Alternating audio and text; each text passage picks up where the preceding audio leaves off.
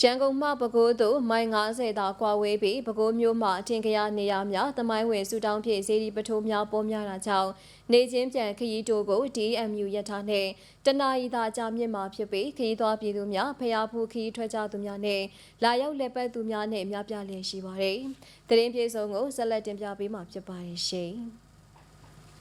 ရန်ကုန်ပဲခူးရထားလမ်းပိုင်းမှာခင်မီလေးပေးဆက်ပါ DMU ရထားတွဲဆိုင်တင်များစတင်ပြေးဆွဲချိန်မှစပြီးရန်ကုန်မှပဲခူးသို့နေချင်းမြန်ခရီးလာရောက်လက်ပတ်ကြသူများနဲ့စီကံများပြလျက်ရှိပါတယ်။အဲဒီလိုနေချင်းမြန်ခရီးလာရောက်လက်ပတ်ကြသူများရဲ့စကားသံများကိုလည်းအခုလိုမျိုးကြားသိရပါတယ်။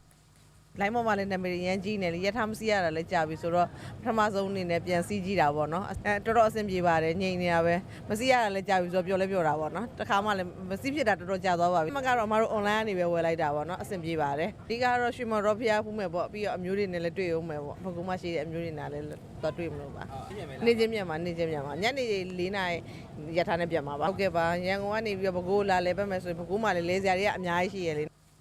ဒီနေ့ Sunday လည်းဖြစ်တော့ရန်ကုန်ကနေရောဘကိုအမျိုးရင်းစီတဲ့နဲ့တကယ်ချင်းစီနဲ့ relax လေးဖြစ်အောင်လုပ်သွားတာပါရှင်ဟုတ်ပြည့်ရှင်ဟိုအေးဆွေးလေးနဲ့အေးလေးလေးဆိုတော့လေရဟန်းစင်ပြည့်ရှင်သွားမှာတော့ရှစ်တာလျောင်းလို့ဖြစ်ဖြစ်အဲ့ဒါကိုရွှေမော်တော်လို့လောက်ပဲသွားမှာပါရှင်ရဟန်းစင်ပြည့်ပါရှင်ရထားလေးနဲ့ဆိုတော့လေနှင်းကြပြန်နေလည်းအများကြီးစင်ပြည့်ရှင်တငယ်ချင်းနေနဲ့ရထားလဲစီးကျင်လို့ပေါ့နော်ပြီးတော့ဘကိုးကိုလည်းအခုကနည်းနည်းလေးနမိတ်ကြီးနေတော့သွားလဲချင်တော့ဟုတ်ဝယ်တာတော့စက်တာပတိနေရာမှာစဝယ်ရဟုတ်ဟိုကိုကျော်စစ်တို့ပါလို့လေဟို food floor ကြီးကြည့်ပြီးတော့ဟုတ်အဓိကအစားတွေလည်းသွားစားချင်တော့သူတို့စားရနေရတယ်ဟုတ်သွားပြီးတော့လဲတင်တယ်ပေါ့နော်အရင်တော့သွားပွေတယ်ဒါပေမဲ့အရင်တော့သွားကြကားနဲ့သွားတာဆိုတော့မတူဘူးပေါ့ခန်းစားချက်ကကြောင်မတူဘူးပေါ့နော်ဘာလို့ဆိုရှုခင်းတွေကြည့်ပြီးတော့သွားရတာဆိုတာဟုတ်အခုမြန်မာမီတာကနေဒီရက်မျိုးထား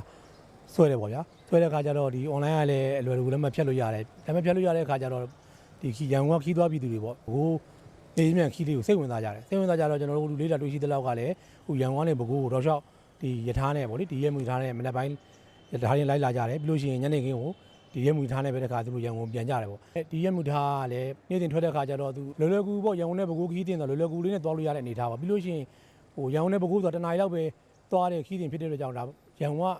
ခီးသွားပြည်သူတွေနဲ့ပဲခူးတာလောက်လွယ်ကူနဲ့လေးလာလဲပဲနိုင်ပါတယ်ပဲခူးမြို့မှာတမိုင်းဝင်တကိုးကြီးဖျားစီတီများနဲ့ရှေးဟောင်းဗုဒ္ဓအမွေအနှစ်များပေါ်များတာကြောင့်ဖျားဖူးများအပန်းဖီခီးသွားများနဲ့နေ့စဉ်လာရောက်လက်ပတ်ကြသူများနဲ့စီကားလျက်ရှိပါတယ်။ပဲခူးတိုင်းသားကြီးဟိုတယ်နဲ့ခီးသွားညွှန်ကြားမှုဦးစီးဌာနမှစီးများအရာပြီးခဲ့တဲ့2025ခုနှစ်အတွင်းပြည်တွင်းပြည်ပခီးသွားဦးရေ4သိန်းခန့်ဝင်ရောက်ခဲ့ကြောင်းလည်းသိရပါတယ်။ဒီသတင်းကိုတော့ပဲခူးစစ်ဌာနခွဲကပေးပို့ထားတာဖြစ်ပါတယ်။